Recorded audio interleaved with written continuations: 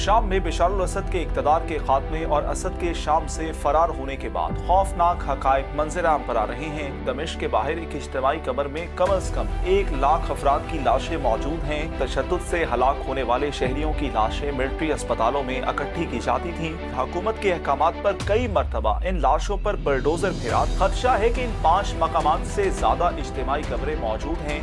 अस्सलाम वालेकुम, you are watching the blue truth and I am Ariz Iqbal. शाम में बशार अल असद के इक़्तिदार के खात्मे और असद के शाम से फरार होने के बाद खौफनाक हक़ाइक़ मंज़र आम पर आ रहे हैं। लेटेस्ट अपडेट्स के मुताबिक शाम में एक इज्तिमाई कब्र का इंकशाफ हुआ है जिसमें तकरीबन 1 लाख अफराद को दफन किया गया है। इंटरनेशनल न्यूज़ एजेंसीज के मुताबिक दमिश्क के बाहर एक इज्तिमाई कब्र में कम अज़ कम 1 लाख अफराद की लाशें मौजूद हैं जिन्हें माज़ूल सदर बशार अल असद की साबिक हुकूमत ने हलाक किया था। शाम के कैपिटल दमिश्क से 40 किलोमीटर दूर वाक़ अल कतीफ़ा का मकाम इन 5 इज्तिमाई कब्रों में से एक है जिनकी निशानदही की गई थी। शामी इमरजेंसी टास्क फोर्स के सरबराह मुस्तफ़ा का कहना है कि जाए वकुआ पर दफन की गई लाशों की तादाद का सबसे ज्यादा मोहतात अंदाजा 1 लाख है।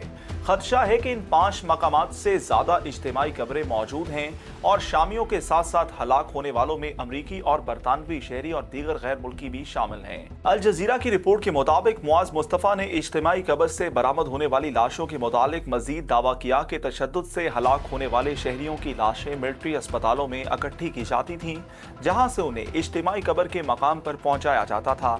इसकी जिम्मेदारी शामी एयरफोर्स की इंटेलिजेंस ब्रांच को सौंपी गई थी, जबकि दमिश्क की म्यूनिसिपल इंतजामिया भी लाशों को इज्तिमाई कब्र के मकाम तक पहुंचाने का काम करती थी। इज्तिमाई कब्रों पर काम करने वाली तंजीम ने बुलडोजर चलाने वाले उन ड्राइवर से बात की जिन्होंने हुकूमत के अहकामात पर कई मरतबा इन लाशों पर बुलडोजर फिरा ताकि मजीद के लिए जगह बनाई जा सके। एक अंदाजे के मुताबिक 2011 से अब तक लाखों शामी शहरी हलाक हो चुके हैं। जब बशार अल असद की जानिब से उनकी हुकूमत के खिलाफ होने वाले मुजाहिरों के खिलाफ क्रैकडाउन बड़े पैमाने पर सिविल वॉर की शक्ल इख्तियार कर गया था, बशार अल असद और उनके वालिद हाफिज अल असद पर ह्यूमन राइट्स ऑर्गेनाइजेशंस, शामी सियासी जमातों और कई ममालिक की जानिब से वसी पैमाने पर एक्स्ट्रा जुडिशल किलिंग्स का इल्जाम आयद किया जाता है, जिसमें मुल्क के बदनामे जमाना जेल सिस्टम के अंदर बड़े पैमाने पर सजाए मौत भी शामिल है। शाम में इससे कबल भी कई इज्तिमाई कब्रें दरियाफ्त हो चुकी हैं।